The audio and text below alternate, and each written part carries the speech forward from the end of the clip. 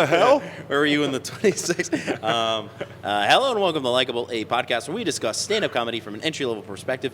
Today, I am joined by Mr. Alex Kollar. Oh, it's great to be here. Thank you for having me. Thank you for having me invite myself on your podcast. Yeah, hell no, dude. I've been trying to get this done for a while that's now. awesome, man. Yeah. This is very exciting. I love it. Yeah. Alex, you... we'll talk about comedy in a little bit, but reason why you wanted to come on the podcast so soon. You're just in a movie, which I did watch today. You did? Yes. You watched it? I rented it, and then I watched it. What'd you think? I hated it, mostly because nice. I don't like scary movies, man.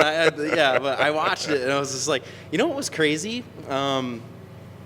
This is true. Like, I was watching the movie, and I kept forgetting that I know you. Right, so I got into your character, right? Well, that's a good thing. Yes, yeah. Yes, your acting was good. But I think because he was on there so little, Andrew Steiner. Yeah. Every time he popped on, I'm like, "What's Andrew up to?" You know, like that was him to me. But then, I got lost in your character for you being you. So kudos, man. Oh, thank you, man. Thank you. Yeah. That was So I wanted to watch it today because I knew we were doing this, and I was genuinely curious, and I want to support my friends. Yeah. So I'm watching it, but I don't watch scary movies. So the whole time I'm just I'm trying to be all right, they definitely didn't have the budget to make that thing move, you know. I try to talk to myself, you know. I'm it's not. You're it better not start moving really realistically. Because my mom has a doll collection that's like that. Oh, they're creepy as hell. And I'm probably gonna inherit at least one of those dolls. Oh my God! Which is the premise of that movie. Oh jeez, they're frightening dolls. Yeah, creepy. Yeah, and no, thanks, man, and there's a bunch of comics in it too. David Beckles Jr., my podcast co-host, love the Sugar Jr. podcast, and Andrew Steiner's in it, obviously, and then Shauna Lane, which you might not know. She was a comic that's been around forever, and she's the one with the blonde hair that played the doctor, whose daughter. I don't want to give it away in the movie. But the blonde-haired doctor with the scrubs. Okay, yeah, the babysitter's mom. Yes, the babysitter's mom. Okay. I forget. I should know. Yeah. She's been a long-time comic. She actually used to write. She wrote a couple of sketches for Tough Crowd. Okay. Back in the day, so she knows cool. Colin Quinn and everything. Yeah. And she's a comic. She's not performing as much lately, but she's based out of Westchester. But she's a really good actress, and she's an improv person too. And so it's kind of the director wanted. Comedians. He loves comedians. He's I like comedians more than regular actors. Okay. There's regular actors in it, but he's kind of biased towards comedians because he thinks they have a different perspective on life. I don't know. That's just his thing. I don't want to get too into it. Villan Trubb, and he also made 2 movies. And his last movie, Dirty Kind, I believe was at one point, or might still be streaming in the top 5 percentile in Amazon Prime in the UK. Okay. Out of 80,000 movies that they stream in the UK, it did pretty well. And he had Michael Madsen co-produce it, so which is one of the reasons our movie got distribution. Okay. And we even had a short little theater run, so that was amazing. You know, it was 4 showings at a local Mount Kisco theater. That's sick. We got to plug the name of the movie. It's Mamochka. Mamochka. All right. Mamochka means mommy in Russian. All right, and then when it's written in the movie, it's got the number 4 in there. Does it? I didn't even realize that. Isn't that I don't know. I just thought that was Russian letters. That's the Russian. That's the Russian letter. Okay. For Cyrillic, CH? right? Okay. I don't read Cyrillic. My wife is Russian. She reads it. But I think that's the CH. Mamochka. Right. Mamochka, which means mommy in Russian. It's about an evil doll. doll. I did not. Yeah. Yeah. It was. Yeah, dude. That was. So whose idea was the movie? Who? He wrote it. Villan Trubb wrote it, and so I did a short film for him that Andrew Steiner invited me on. He's like, hey, listen, this Villan wants a character, and I'm like, hey, I think you'd be great for the role. So I did a short film about 2 or 3 years ago with Andrew Steiner was the star of it. And Villan kind of, I don't know, he grew a liking to me, and he wrote this movie kind of around me. Okay. Because he knew me as he was kind of looking for a guy that's the way he explained it to me, that was it's a guy from Roseanne. John Goodman? John Goodman kind of style guy, like a big guy, tall, intimidating, that's also likable, personable kind of, and then he kind of wrote the movie around me, I guess. Okay. And but it's tough writing a movie, he told me, for when you have low budget, because you got to write your movie around your budget. You can't. The first scene can't be like the alien comes out of the ship. You're like, well, I don't have any money for an alien coming out of a ship. Yep. And like even where you shoot, like, you know, you have to do it all in like certain rooms or like, you know, you can't do a lot of locations. Oh yeah, we did like 1, 2, 3, 4, 4 or 5, 4 locations, 4 or 5 locations in this, and then we're all like, you know, somebody's house, his house, my house. Or like a bar. The only place we filmed that we had to get like permission, and he had, you know, and we had a tight filming day because it was a bar. One of the scenes was in a bar, so it's tough. Okay. It's tough when you have a micro budget, you know. Yeah. Or a micro penis. They're both tough. Both of those are tough.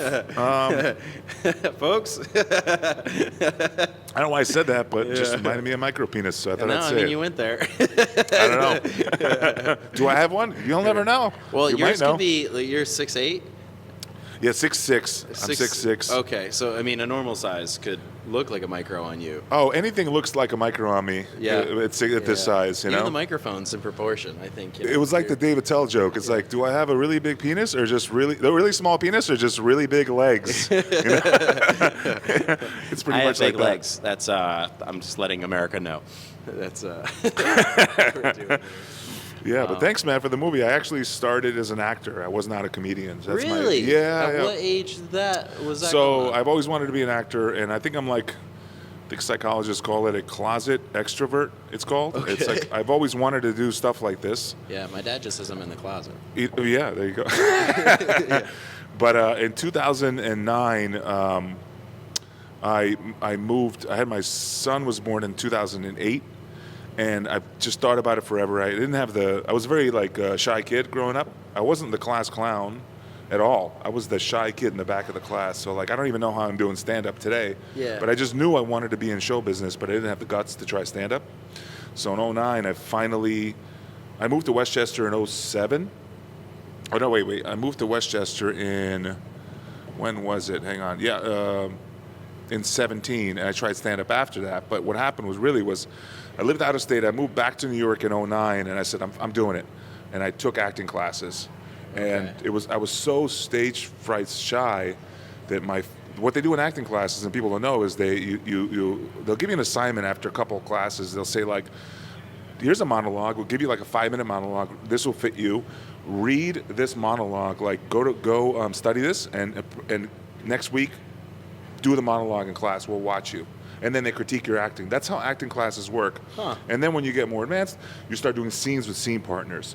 So my first monologue, I literally was looking down, even though I had it memorized, because I couldn't look up at the class. That's how shy I was. Wow. But he's like, your acting is good if you just look at the class. Yeah. I had extreme stage fright. Wow. And I think I still, like, we all kind of as comedians, like, I still do. I think every set I still come up, I'm a little bit nervous. Yeah. Still. After that first pop, then I settle in. You settle in, but I have to trust that they like me first. Yes. You know, that takes a minute.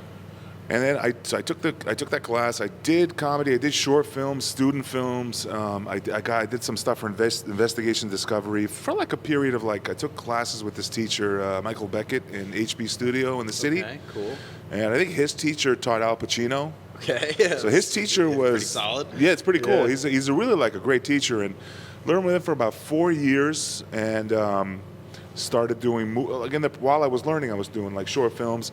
I did some stuff for investigation discovery, TV, a little bit, and then I was kind of like, I think what made me realize I wanted to do comedy is I did a scene with a partner, and it was from Glengarry Glen Ross.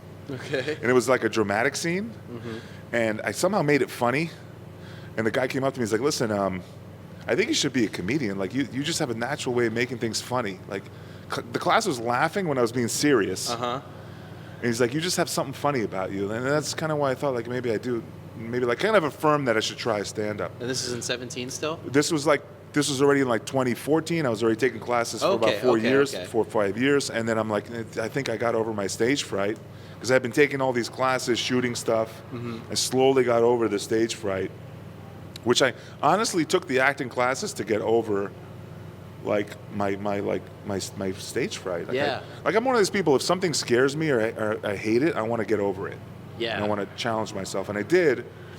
And then didn't do anything for a couple of years. Did the movies now and then, commercials, whatever. But like not a lot happens when you're an actor. Sometimes you won't get work for a while. Okay. And then I moved to from Long Island, Queens. I moved to Westchester in 2017. And a year later, I'm like, screw this, I'm doing it. And I looked up open mic. I found like Lucy's Laugh Lounge in Pleasantville. Okay. Drove down there. I had no intention of going up. I'm like, I'm just gonna watch. I'm not going to go up. I'm going to just check this out. I had like 5 minutes of rough material. And the guy named Bill Cannon, who hosted it, came up to me and he's like, hey, you want to sign up? And he's like, he was really warm. He was like, just sign up. And if you don't have to, but like it's very like welcome. He was very welcoming as a host. Like, that doesn't really happen at open mics. They don't come up to you. Not You're a like, ton, no. Yeah. You got to be ready to do it. And he kind of like nudged me into it. I signed up. I got like 1 or 2 laughs, and that was it. Yeah, you're hooked. And I'm hooked. I'm like, this is awesome. It's like crazy to think about your origin story because I only know you as a headliner. Really? Yeah. Yeah, we met only like a few years ago. We only met a year ago. February would be, April would be my 2-year mark in comedy. So like, I think I met you. I think I saw you for Colin Quinn before I saw. Oh yeah, that was. Before I saw you like perform like outside of Laugh It Up. I think that's my timeline for you. But yeah, I've only seen you as like the guy. So it's weird to think about you as like a new comic. But it's a struggle, man. It's a struggle. When I started like in 18, I started and then COVID hit. When I was getting traction and I was about a year and a half in, I was getting good, and I came second place or like arguably like runner up, top 3 or 4 in a contest, in a big contest that was held in all over the Hudson Valley. I was like out of 75 comedians, I came in like runner up to John Marco Ceresi, who's now like a headlining comic. Yeah. And he won the thing. I emailed him the other day. Yeah, it's crazy. Yeah, so that's why I met him, phenomenal. and he won that contest, and that was like, I was like, I could like hold my own with him, and I was doing like a year and a half, 2 years of comedy, a little under 2 years. Then COVID hit, and that was the worst because I was getting the most traction, and then COVID hit. Yeah. And then I got back into it. Like I didn't do anything during COVID. I did like 2 Zoom shows, like a lot of other comics. I could have done more, but really, like I got my first show 8 months in, and that's actually unusual for a comic. Like I didn't do. Yeah. I was too shy to like ask for shows. My first show was with some contest or something, and I didn't do well. And then I did another show, and then I got some traction. But yeah, man, no, it's funny. You know me for like a year or 2, but like the struggle is the same for everybody. You start absolutely horrible, knowing nothing, and you just get better. So I started out like lucky, I think, because like I got Cal booked me off of my first mic, like. That is insane. Yeah, you got to Laugh It Up Comedy Club. That was crazy. Yeah, that's great. But I was still bad. And then it's weird is like at some point within like 6 months I got put at host with Cal, and like I use Laugh It Up as my barometer for like how I'm progressing so far, and I've been at host ever since. I started in April. I was at Laugh It Up. By end of May, I was performing. He put me on a New Faces show, and then December I hosted, and then I was I've just been hosting. Oh, Cal is awesome, man. Yeah, Cal's great. I got Laugh It Up. I was doing comedy like 3 years, and right after COVID, about a year after COVID, the two-way mic, which we're doing tonight, I discovered, and Kevin Ludlow was hosting it, and there was a guy that used to go to that mic that told me about Cal. He's like, I'm going to tell Cal about you. And he just kept promising me for like 6 months, but he finally did it, and that's Gary Levine. He knows Cal. Gary's and then great. Cal very reluctantly, like bookers, they should. They get recommendations all the time. Yeah. But he gave me a chance to, he just gave me the check spot. And that was for not even host. No, it was the check spot. Oh my God! Hey, listen, I'm going to throw you up, but after everybody's paying, Oh, yeah, exactly. just go up there and talk until I give you the light. And it was They're not going to give a fuck about you. and he was But you know, like you got to give it to a booker. He deals with hundreds of comics who wants to be on his show. Yeah. So he was like, you know, and it was for Jordan Jensen before she popped and got popular. Amazing. But she wasn't. She barely sold like 50 tickets. Still, this was like 5 years ago. Yeah. And now she the last time she was there last year, she sold out 2 shows. Yeah, Town Crier, she did 250. She couldn't even sell 50 with tickets. Cal, she did 250. Yeah, she couldn't even sell 50 tickets before that podcast she started doing. Unbelievable. So I was the check spot. I did great. Mm-hmm. The crowd didn't intimidate me, even though, like, you know how check spots are, like 25% of them are talking.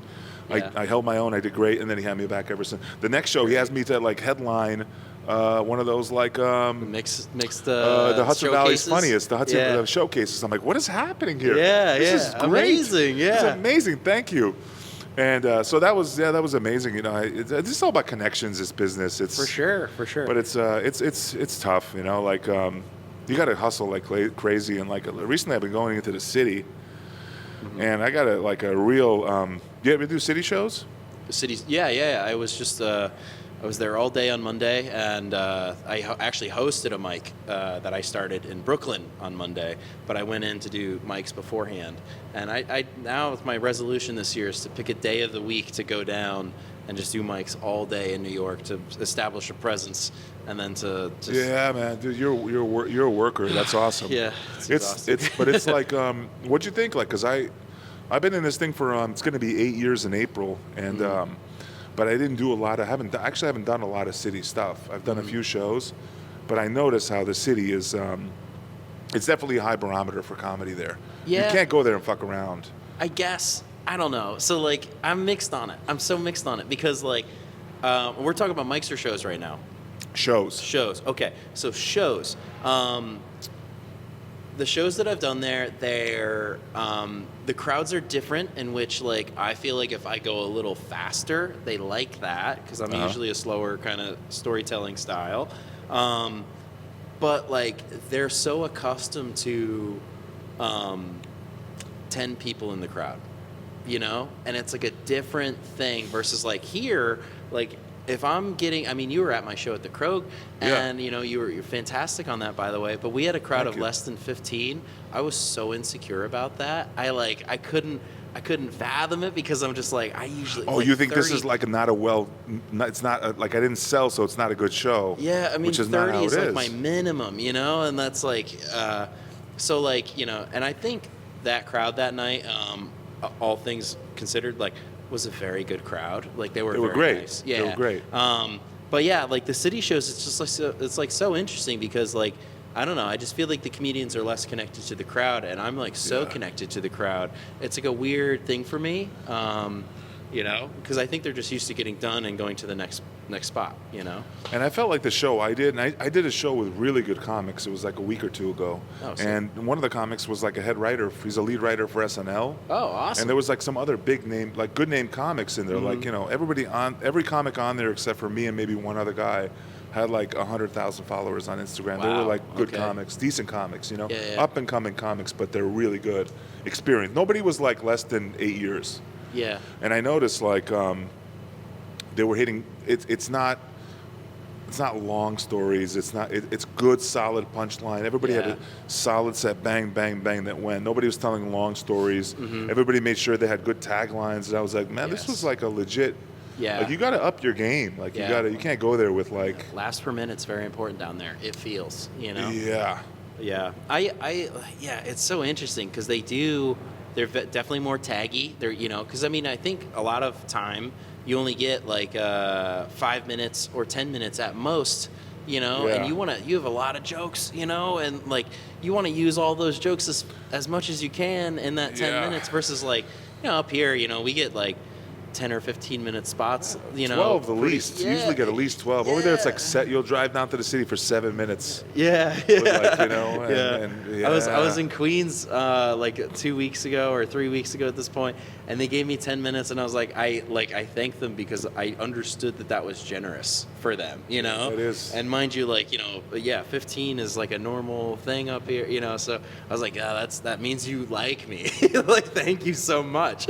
You know? Yeah, and the question is, do you develop more as a comic here or there? And I think like it's different. It's just different. Here you get more time, and I think the crowds here or laugh at everything. You get bad crowds here once in a while. You get a show where your material's not working, sure. Yeah. But in the city, like my so-so material wasn't working. Yeah. I had to use my best material, and that was not barely working, but it was rough. Like you had to do good material. Like they weren't laughing. There were no pity laughs in the city. For sure. And there's You know? diversity, so like maybe you have to the first time I ever did a show at the Comedy Shop, I didn't account for a language barrier. You know, the people in the front row spoke French.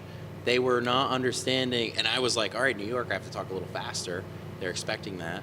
And then I was doing that, but the people in the front row were not keeping up because they didn't speak, you know, and I'm reading the front row, and I'm like, I'm doing terrible. So I start sweating, and it's like a horrible scenario, you know? I listened to your podcast with Zenhauser. Okay. And I just thought of that now, how you're like, if they ever film like a special for me, you're like, and they cut to like, and something's not working, and they cut into the like 10 minutes later, and all of a sudden, in an instant, I'm sweating. Yeah. That'll happen, man. Yeah. It's so bad. That's like a weird hurdle that like when you get a few years in, that'll go away. Mm-hmm. You know, I remember that, like and that still happens. I'm not saying like, oh, I'm experienced, it doesn't happen. But like you learn to, I remember watching a comic, I was 3 or 4 years in, and I'm like, how is he not panicking with that joke that bombed? Mm-hmm. And now I'm like, oh yeah, you'll learn to push through numb, it and get past it. Yeah. You just think like, oh, I'll get him on the next one, you know? I go through like waves of it where like, you know, like I'll have like 4 shows in a row where I'm just sweating bullets up there and I'm doing well. I'm just sweating a lot. And then, you know, and then I just like won't sweat because for me, it's like if I acknowledge it, it's going to happen, you know? Like if I feel a bead of sweat and while I'm talking on stage, if I notice that it's sweat, I'm like, I touch it and I'm like, oh wait, that was sweat. Then it starts even worse versus like if I'm performing and I never even thought about sweating, I never sweat, you know? So, but you're equating sweat to like, I'm nervous for this show and that's not good and they'll see that.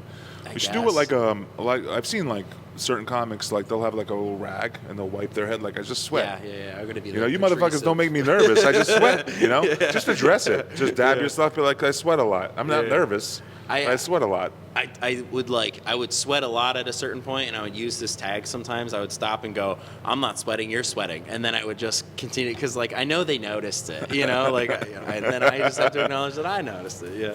But it's funny how, like, when you think you're nervous on stage or you're bombing and you start to get that inner, like, oh, shit, I got to turn this ship around, or am I going to turn this ship around, or am I going to keep bombing? Mm-hmm. And then later you see the tape and you're like, it doesn't, I've heard people tell me, like, you didn't look nervous at all. Like, you know, I'm like, you kidding me? I was dying inside. You didn't see that? And they're like, no. Dude, it doesn't show. I feel like people don't realize how much we think while we're up there, you know? Like, I'll be like saying what I've got practiced, and I'll know the next 3 lines that I'm about to hit, and I'll say like in my head, I'll just be like, all right, I'm studying this crowd. I can notice this person's reacting to what I'm saying now.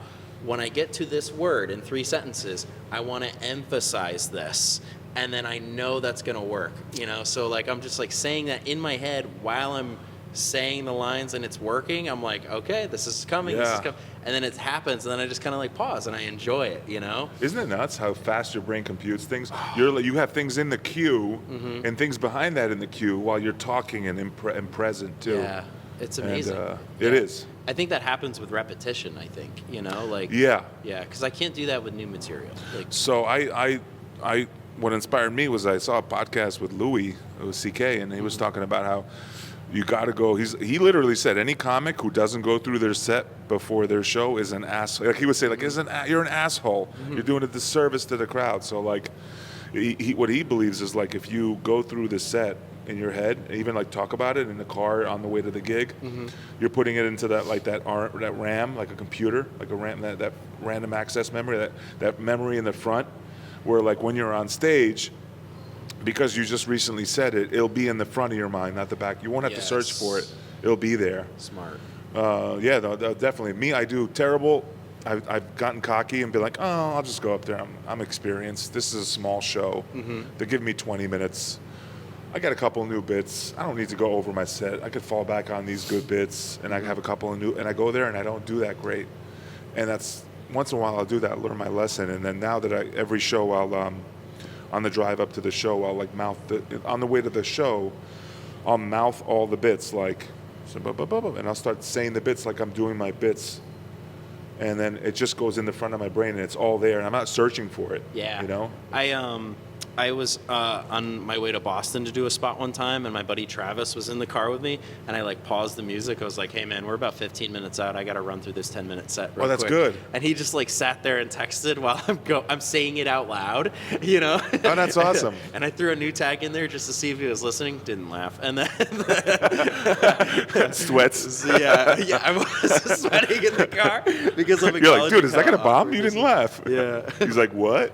Painful.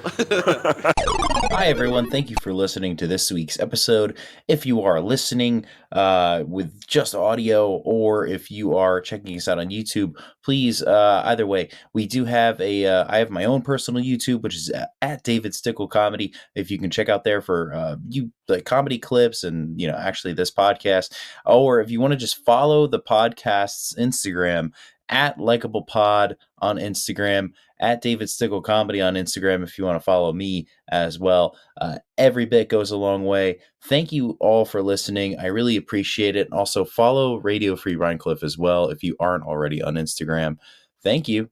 I forget what I was going to ask about I had questions about this movie. Okay, so one, David Beckles in this movie plays like the opposite of who he would be in real life. I think. And maybe I don't know him well enough. Yes, he is. But he's very much just like a bro roommate kind of guy. He's not your roommate. He's a family man in real life. He has a kid and a wife. He's so thoughtful. He's a settled guy. He's very thoughtful. Yeah, and in this movie, he's like this douche who's only like, he hooks up with chicks. Mm-hmm. He's lazy. He doesn't want to work, and he's just kind of like this, bro. Exactly. Like nothing like how he is, you know. Yeah. It's so funny because and so in real life he's so thoughtful and like kind, and then like there's a point in the movie where you're like coming to him with an issue. He's like, "What's the matter with you, man? You're just being gay." like David. So funny. Yeah. He's also like he's been in I think he's been in Macbeth. Really? Or something. Yeah, he was an actor too. Everybody with an English accent can just be in Macbeth, I guess. You know, he can do that English accent so well. And he's great with accents. You got to do Shakespeare, I guess. You know. Yeah. Is that where he learned it? Maybe. I think he did theater. I know he did. Oh, I'm sorry, he didn't do Macbeth. He's watching. If he's listening to this, I know he's listening. Yes. Othello. I think he did Othello, and he's got some background in acting. Same thing. And he's done some stuff. So. Yeah, I'm excited to do it. I hope something more comes out of it. Like I can do more acting roles, and it is fun to do comedy and acting. Like I think the comedic acting, you mean, or to do like comedy and or acting? Comedy and acting acting. Where like the comedy, sometimes you don't always have a gig every day of the week, and with acting, I heard somebody talking about this. I can't remember what comedian was talking about this. Maybe Stavros. It might have been Bill Burr. Bill Burr was talking about this once, where he said he's like, I don't know, and I agree with him. Like, I don't know how you can just be an actor, because then sometimes as an actor, the hardest part I thought was you'll get a role and then you won't get anything for a few months. Mm-hmm. But in comedy, no matter what you can still go to a bunch of open mics a week. Yeah. And if you have some experience, you'll get a show generally a couple times a month, and you can keep working and practicing. And if there's some dead time, you do some acting on top of that. So it's kind of fun because you can do both, and there's easily time to do both. But with just acting, like I know actors who will audition 50, 60 times, and they won't get something for like 6 months. Yeah, I feel like they face a lot more rejection than we do. Oh, it's brutal. Yeah. And then when I was an actor, like there were every semester, because there was like semesters, and they were like 13 weeks. And I did it for about 4 years plus. Every semester there'd be like a model in the class. Okay. And some of them were really good actors, you know. And I talked to one of them, and she was like, "You think acting is like hard? Like as a model, you either get work or you don't work. Like it's 10 times more competitive than acting. So like we think comedy's hard. It's hard to break in, hard to get work. Mm-hmm. You have not seen acting, and then you have not seen comedy modeling. Like they can't. Literally, she's like, it's a doggy. There's like, for every 1,000 models, there's like 1 or 2 that get work. I'm like, damn. Oh, I mean, that's kind of true because, like, Sydney Sweeney, not even a model, is advertising pants and all this kind of other stuff. Yeah. You know, she's doing all like the stuff that a model would do. You know, so models are competing with celebrities. You know, to advertise shit. Celebrities, and then like, I mean, with modeling, it's like if you could be the most beautiful girl, but there's it's not. Yeah. There's 1,000. And it's girls. so subjective. It's subjective. Yeah, that's why, like, I mean, other reasons than this, but like when I was like starting in the fitness realm, I was like, powerlifting makes so much more sense to me than bodybuilding. Obviously, I never had the body for bodybuilding, but like powerlifting made so much more sense to me because I'm like, the weights are objective, not subjective, right? If you're a bodybuilder, like you're quantifying your success off of whether the judge thinks you have like nice hair or not, you know, or like they like how good is your tan? Is he oiled up enough? You know, are his calves big enough for the length of his leg? You know, like all of that kind of thing. Did you want to be a bodybuilder? No, I did not. That's a whole different kind of discipline that I have no control over. That's food. But like, you know, when I would talk to bodybuilders, I'm like, it's like no surprise you're so insecure. Like, you know, I know how strong I am. Like I have a chart. You know, I know I've gotten stronger. Right. Bodybuilders, like, they have to like get bulkier and then cut weight, and then they feel like an asshole for cutting weight, so then they have to get bulky again, and then, you know, it's just this constant back and forth. I'm just like, periodized strength program, I'm slowly getting stronger. Yeah, you know? it's weird because we're as a comedian, you're in the arts. It's completely subjective, you know. There's no measurable, quantifiable thing of what we're doing. You know, some guy could find you funny, another guy could be like, you're not funny. There's no, it's a real art, you know. Like just like somebody could look at a painting and be like, this is dumb, and somebody else could be like, this is amazing and it's moving me. But then like sports and that stuff is completely. Did you come from a sports background or? No, I grew up on a farm. I was like, my sister played field hockey, but she only did it for a couple of years, and then I picked up football. So like I was really like the first one that like had games for my family to go to and stuff like that. And then our football team was terrible, and then I just got addicted to like exercising and all that kind of stuff. I felt control for the first time in my life. Yeah. And then I went into college and I played rugby, and that was like, you did? Yeah. And then we were winning, so like I got addicted to winning, and then that was, you know. And then after I got out of that, I didn't have anything else to do, so I just decided to powerlift because I could compete doing that. You know. Nice. Yeah, that was my. How about you? I was actually a football player in college. Okay. I was terrible in football. Oh yeah. I got, you know who he stole. It's a joke that like, you ever see an awesome joke and you're like, I wish I made that joke. Like he got to it before me. Of course. And that was Gary Goldman's. You ever see his joke about football? No. So he's like 6'6", like my height almost. I think he's like 6'5", and he says he said, I think it was in his Great Depression special where he said, when you're this height, you get bullied into playing football. It's because you're huge. Like you have to play football. No, I don't want to. No, you got to play football. You're huge. That was me, and I hated it, and I sucked because of it. And I didn't. When I that was in high school. My brother like pretty much like bullied me into playing football, and then in college, I didn't want to go to a community college. I was an extroverted kid deep down, and I wanted to have like the college experience. And I was doing track in high school, and I met a coach who's like, I coach at CW Post, and he coached the linemen at CW Post, and he got me a scholarship at CW Post. It was like a Division II school. For football, I wasn't that good, but I was good enough to, you know, get the scholarship. Division II. Offensive lineman. Pretty solid though. And so he quits, that guy. His name was Kyle Flood, and I seen him on the news like 5 years ago. He went on to be the head coach for Rutgers. Oh. He was like a really good coach. I could go one way or the other. I saw him on the news. Yeah, no. They found a lot of porno in his he was like he ended up being a really good football coach, and he got me into CW Post. It was like basically Division II like NCAA school. But I dropped out the second year, and I got into track, and I did. I was a bouncer. Okay. And as a bouncer, everybody you know is into what? Fitness, working out. And one of the bouncers, he's like, hey, you know, I do Olympic weightlifting. You ever want to, like, it's a pretty cool sport, Olympic weightlifting. So it's not like powerlifting. No. It's very different. Very different sport. They were doing it in Queens. I got into that. Through that, I was like into it big time for like 2 years, competing in contests. And one of the guys in my program where I was working out in Queens, he was the coach at the school I was already in. And he's like, I'm going to coach the throwers. Do you want to get back into throwing? I coached the hammer throw. Oh, yeah. So I got into the hammer throw and actually like was pretty good at it. And in Division II, I got to like I got to third in the country in Division II in the indoor weight throw. Hell yeah, And dude. I was 2-time All-American in the indoor weight throw. I loved it. I love track. Yeah. I like what we're talking about. It's quantifiable. Like, Yes. you throw 63 feet, I throw 60. I'm better than you. Yeah. You know, and it's kind of fun, but at the same time, it's not what I'm destined to do. You know, it's not what but it was fun. Couldn't even throw a discus 60 feet. Oh, discus was. I was terrible to discus. Yeah. Shot put, you have to be like a beast. You have to be like a 500-pound bench press to do the shot and put. Also like over 6'5". Six- The you could, like- discus, you have to be like really, really lanky. You're huge. You know? Yeah, huge and Your strong. launch point is so crazy. Hammer, I did the hammer throw. That was more like technique. So I had a really good coach. Very My coach, Eastern European of you, by he the was, my coach actually was, he was like third in the country. He was like, he almost made the Olympic trials. Yeah. But his coach was in the Olympics, in the 52 Olympics, old guy, who now passed away.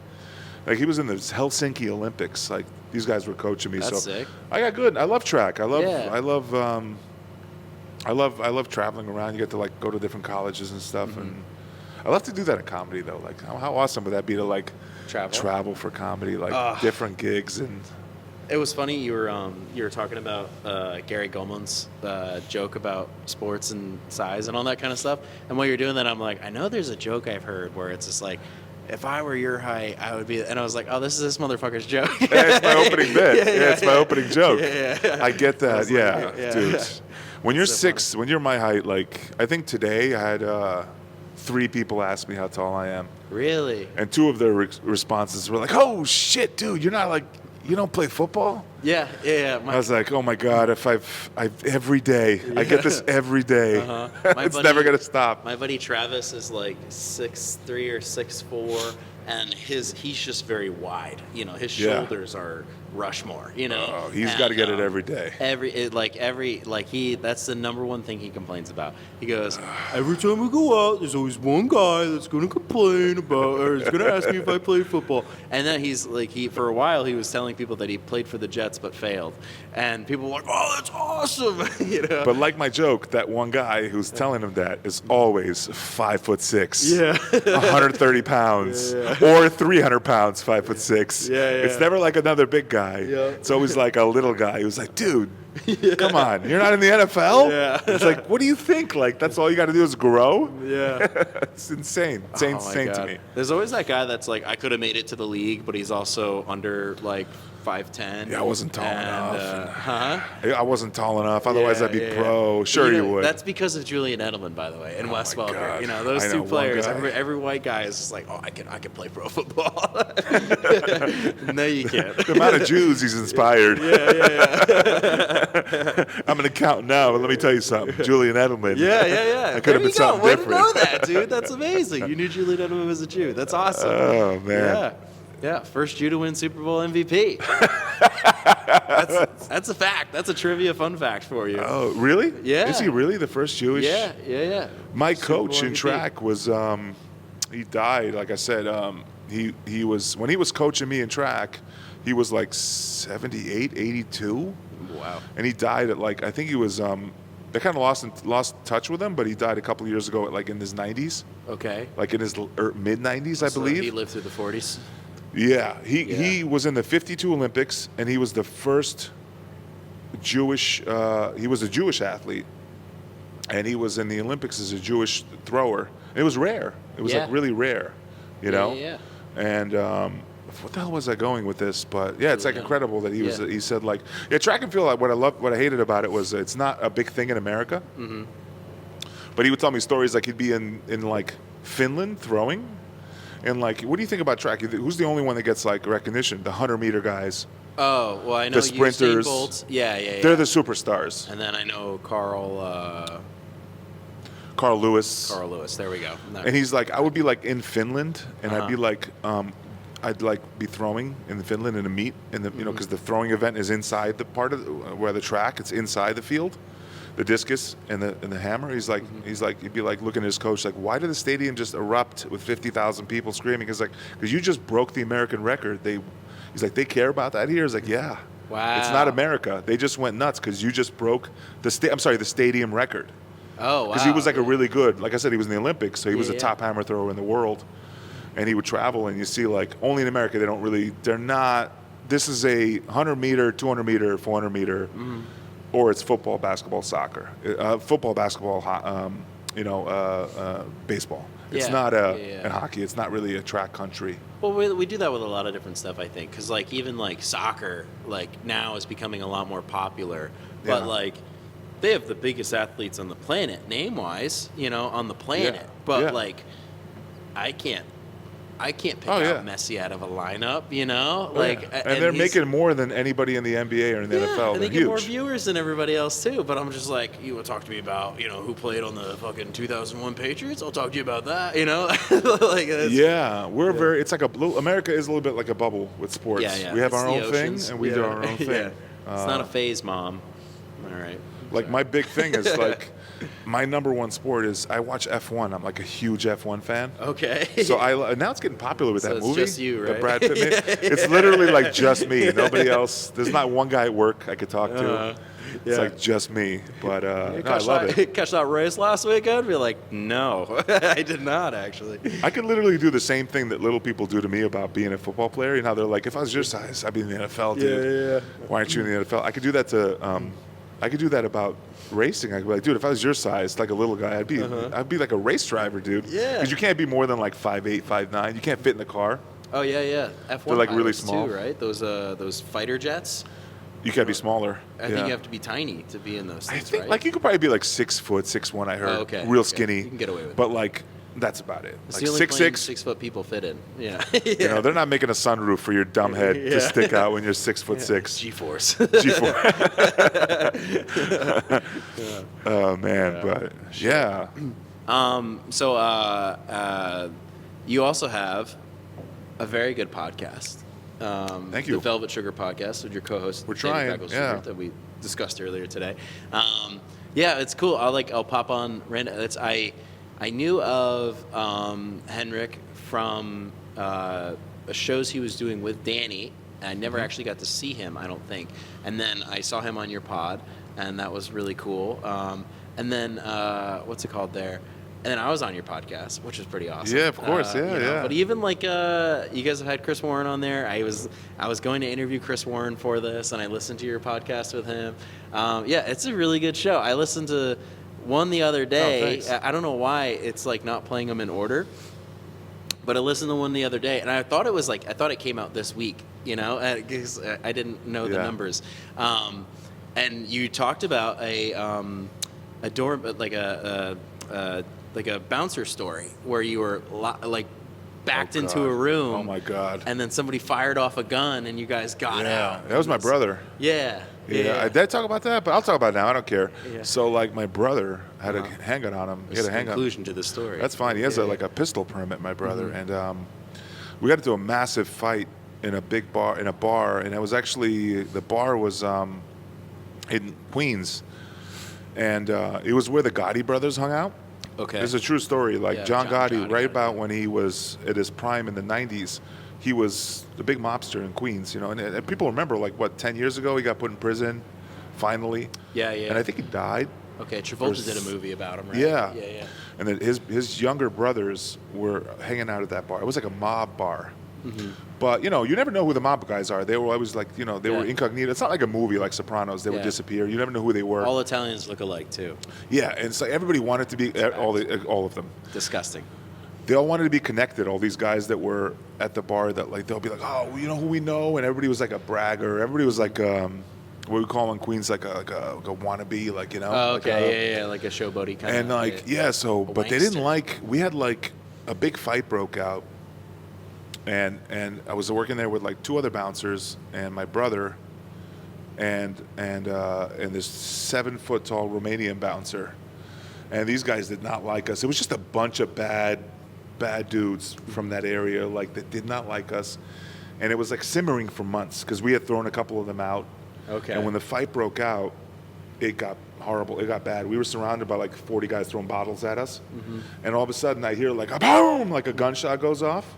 And I look it's my brother with a handgun. I can say this now. It's literally past the point of what's it called, like statute of limitations, like where they can't. Yeah. And then these guys, then they just like it was so bad though that it only backed them up for like a few minutes, for like a minute, and then we were throwing bottles at us again. Zombies, we had to go out, like zombies. Yeah. We went out a back door, and this door was like full on locked, and this 7-foot tall Romanian bouncer he kicked the door down, like he was humongous. He was literally like 7 foot tall, like 3 feet. It was like picture LeBron, but like 4 inches taller. Built like LeBron, or maybe even bigger. Built like Dwight Howard. Yeah. And he kicked this door down, and we just escaped at the nick of time as these guys busted in. It was like a movie. Yeah. And I'm like, I got to stop doing this. I was already working as a in the hospital, and I was already working in my career after college. I'm like, I got to stop doing this. But it was kind of a rowdy. Yeah, I have a lot of bouncer stories. One day, my podcast partner David Beckles Jr. He's always like telling me like you got to start writing stories about your bouncer days. Yeah, because I have a lot of crazy stories, you know. That's what you should work on during check spots if you ever get check spots. The check spot stories? Yeah. Just try them out there? Yeah, just try them out there. I did that with I was a cab driver for 2 years, and every time in upstate New York, not in the city. And every time I had check spot, I was just like, I think I'm going to work on this one. And then I would just go up there and do that. I would do like a shock joke just to get their attention, and then I would start telling a story to see if I can keep them. Yeah. You know? Did the stories work okay for you for the check spots? No, but it's good because like if there were like 5 out of the 100 paying attention, whatever got them to laugh, I'm like, okay, there is something silly about this story that they might be interested in. So it just gave me encouragement. If the whole thing went through and nobody liked it, at least I told the story and I was somewhat entertaining. But dude, kudos though that you're how long are you doing comedy now? 2 years in April. If you're doing it 2 years in April and you have the balls to try a new joke at like a major club in a check spot, that's amazing because I'm sure Cal doesn't appreciate it. Well, it's the checks. I don't think he cares. It's the check spot. He cares. He just doesn't want people running out on the check. Yeah. But that's pretty smart because you get an idea. Yeah, you treat it like an open mic because I mean they're not really paying attention. If you got something that works, then it's like, Do you ever try jokes for the first time at a show, or do you always make sure like they work at least once at an open mic? I don't have the experience level to do it often, but sometimes, like the other day, I was at a show and I fucking thought of a line while washing my hands. I used the restroom before going up, and I washed my hands. I thought of a line, and I'm like, I'm gonna do this, and I opened with it, and it worked, and I was like, thank God, But like but when I get off stage, I'm like, that was a really dumb thing to do, because it is pretty dumb to do that, But like I was just feeling it, like how when you're excited about a new joke, you seem to put better energy into it. So I think that has saved me sometimes, this is like I have a lot of material, I think, and like there's just half of it at this point. Like I'm still not super excited to say because I'm excited about the new stuff. I have to figure out how to rekindle the flame with the old stuff. Yeah, that's tough. It is tough. It is tough. I have I have material I've been doing for like some of the material I have been doing for over 7 years. And like probably about a third of my stuff that I do on shows is stuff I've been doing over 5-6 years. Wow. But it works great. They are good jokes. They work. And I always look at it like the people watching me, they've never seen it. Yeah, I want them for they've sure. paid money. I want them to have a great time. But hell no, I'm not going to do just old stuff. But I will never do, I've learned this lesson so many times, and every comic does this, I'm sure.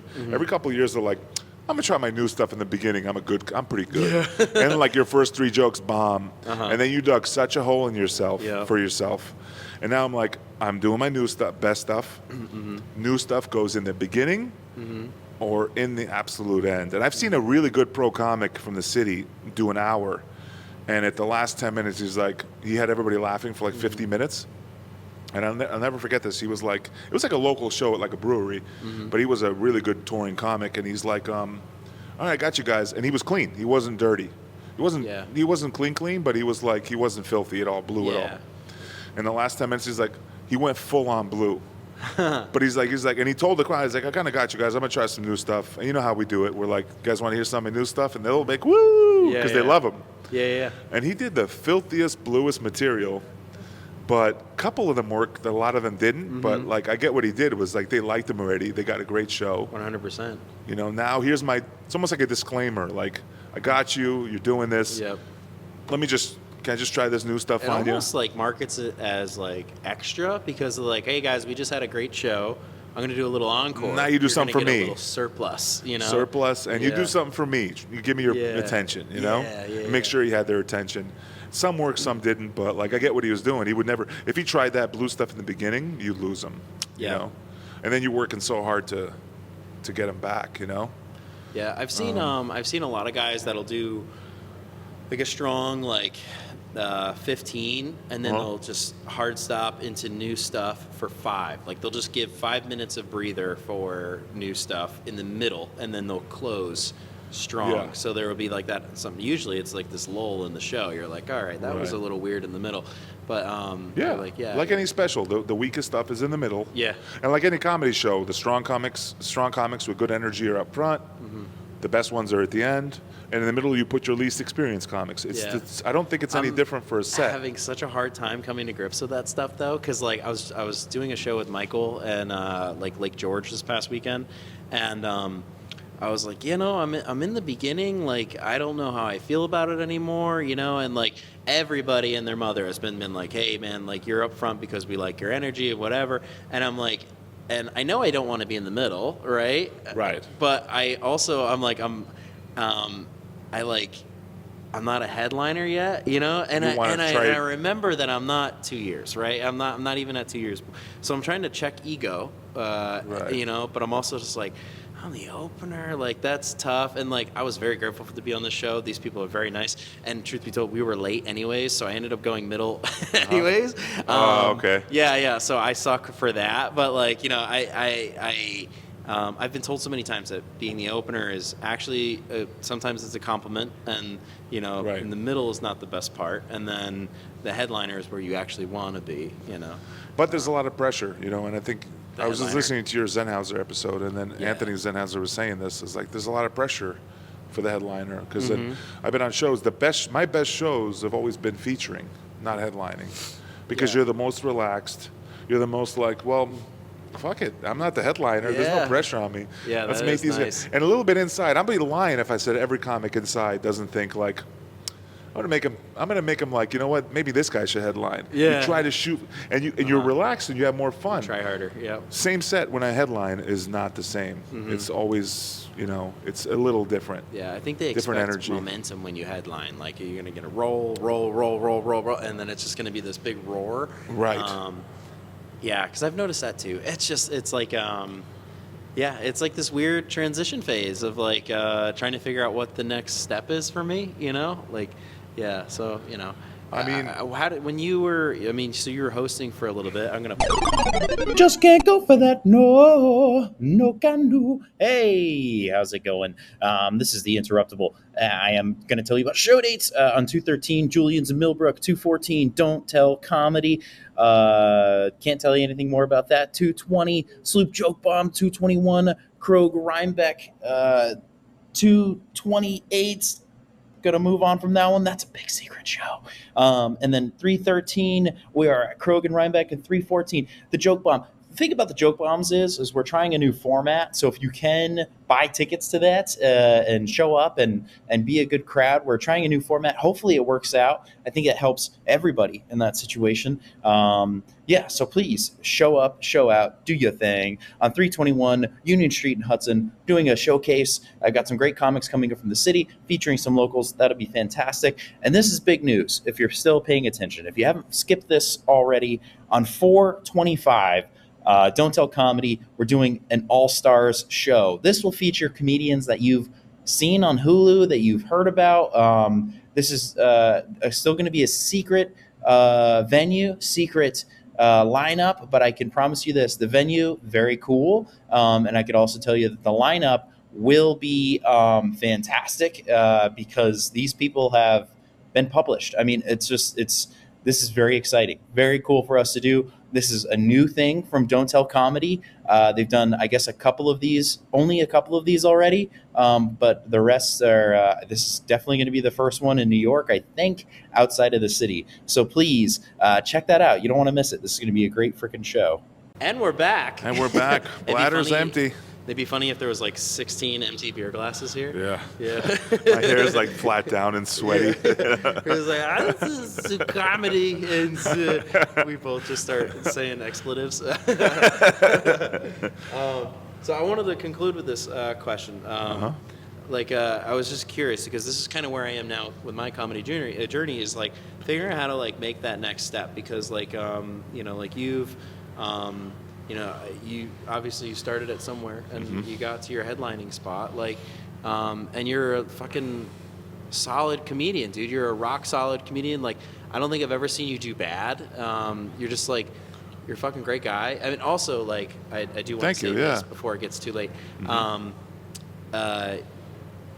First time I met you, every time I've seen you, always, you're one of those few people that like will like check in and be like, "How are you, man? Like, how is this going for you? Like, what's going on?" You've always been like yeah, dude. Oh, I thought I was an asshole. I didn't realize that. Well, I mean, yeah, but no, don't say that. Yeah, that too. But no, I mean, you've always been like fucking wicked nice to me, man, and you've always just been like, I don't know. You've always just checked in. I've seen you just check in on comics, like in person. I don't know if you DM them or whatever, but like. I've seen you like do that like awesome thing of just like being like, how are you guys doing? Oh, thanks. Yeah. I mean, I've always been I work in healthcare on the side. It's my day job, and I've always been like caring about people. That's just how I am. I don't want to see people like in pain or hurting or doing something they don't like or frustrated or. And then you watch them on stage. And pain and they're hurting up there. no, but I don't know. I just everybody's cool. Everybody's cool in this comedy scene, and I like talking to people. But, so what's your question again? Headlining? I don't know. Headlining? Yeah. I mean, what was it like getting to the next step for you? Because like I guess. If you could hear a story about it, it gives you like an idea of a path, I guess. For me, it was honestly time because of the material. Like I remember the first like good, I've done a few clubs already, but like Maria from Rhino, shout out to her. She gave me, I won like the Rhino contest that they would do every month, a couple months a year. They do a contest there and I won it. And shout out to Michael Gumiade who told me to do that contest. I would never have entered it if it wasn't for him, actually. Yep, that's our I won the contest. Mention of Michael's full name per episode. We're contractually obligated. Michael Gumiade's full name per He's been episode. very supportive of me. He's always helped me out. And I did a contest, and the contest was if you win it, you get a spot on the show. And she never... I don't know if you're not a blue comedian, but early on in my comedy, like in my open mics, you see me in open mics, I do very blue stuff. Okay. And I do edgy stuff. I almost want to provoke, have fun, but that's not what I do in my shows. Yeah. I clean it up a little bit for the shows. We're similar in that way. Similar, yeah, right? My open mics are raunchy. Open mics, I'm like, let me see who I could piss off. Let me see if I could push this open mic comedy hardcore crowd. But in my shows, I respect the people. I don't want to offend the audiences. Yeah. I ease up a little bit. I back off, and I won that contest. I did the show because she would never put me on because I'd always go too hardcore on her open mics, and she likes she doesn't like blue material in her shows, so she put me on. And I remember she put me on as an opener and then a feature with 20 minutes, and then I just realized she came up to me and she's like, "Do you have 30 minutes? Like, do you have 30 minutes of material?" And the first time I'm like, "I'm close. I have like 25-ish." And I should have said, every other comedian's looking at me probably now like, "Idiot, just say yes." Yeah, I was thinking that. I was never like that. I was never like that. Yeah. I actually, I said no, and then eventually a few months later she put me on. But I told her, yeah, more or less about 25, 30 minutes. But like, it's how much time you have, like. Yeah. And how much time do you think that's decent material to use at a show? Stuff I've done on stage at Laugh It Up is what I would count as like material I'm comfortable with doing. I practice my sets in a sauna at home every so often. I did about 46 minutes the other day. 46 minutes? Yeah. But it was just like, it felt like a flow and all that kind of stuff. And that's like, it all worked together. And there was a lot of stuff that I still didn't do that I've done on stage at Laugh It Up before. You did 46 minutes without looking at your notes? Oh yeah, so in the sauna, it's just steam and darkness. Like I like to access my brain in there, and I it like works for you. Yeah, because like I'm gonna sweat on stage, so if I'm sweating in that black box, it's just. You do that at the sauna? I didn't. I Yeah. never looked at that technique. I got to try that out. Oh yeah, I like the way the sauna feels. It helps me sleep at night, so I'll do that. And then since I'm in there, I used to use it as like a time to put your phone down and check in. Yeah. But at some point, I'm just like, I actually kind of just want to run through material, and I treat it like a shower. In the shower, you come up with some of your best taglines. I say don't rush being a headliner. You're in 2 years in. You're doing great. You got a lot of material. Yeah. Just keep doing it. Get better. Get better. You'll get so much. My biggest gains were from like year 2 to year 5. Okay. Because you're going to change every year as a comic. Your material, you've heard that stuff. You look at your old jokes, you're like, I wrote this? This is terrible. Yeah. Like your early stuff. That happens constantly every year. Like now I look at what I wrote last year, I'm like, I write so much better now than this. I don't even want to use this stuff. On average, you're going to write better and more consistently. For sure. Your comedy's going to change. You're going to get closer to finding your voice. Don't rush it. Just yeah, I'm trying to enjoy the process. It's just weird, like 2 years. Yeah. That's nothing. That's so little. I know. I'm so jealous. I know it's a long haul. It's just I'm just I don't know, man. Yeah, it's one of those things. What's crazy is that the set that Cal booked me off of, like the first one, I'll like go to say at shows sometimes, and I'll stop halfway into it, and I was like, I actually don't love that material right now. Like I don't love it because of what it is. Okay. It was my opening set was a story about making a girl squirt. Oh, nice. I know, and I don't. Obviously, I don't do that material anymore. But the funny part to me was the conclusion, which is where I'm like doing the laundry, and I lived with my parents at that time, right? I'm doing the laundry, and then my mom saw the sheets on the floor and legitimately asked me, she's like, "Did you piss the bed last night?" And I'm like, and then that's the whole set. I'm just like, do I tell my mom the truth or do I lie? And that was like, yeah. It's obviously not what I do anymore, but yeah, it was a funny scenario though. But Cal heard that and was like, I got a book him. It's like, Oh man, it was crazy. Yeah, man, just keep at it. 2 years in, you're gonna. I don't know. It's hard. It's a weird thing, comedy. I can't. Kudos to those people who like can teach people and give people comedy advice. Like I always felt like I could never do that. Yeah. It's a weird thing, comedy. There's no apprenticeship program.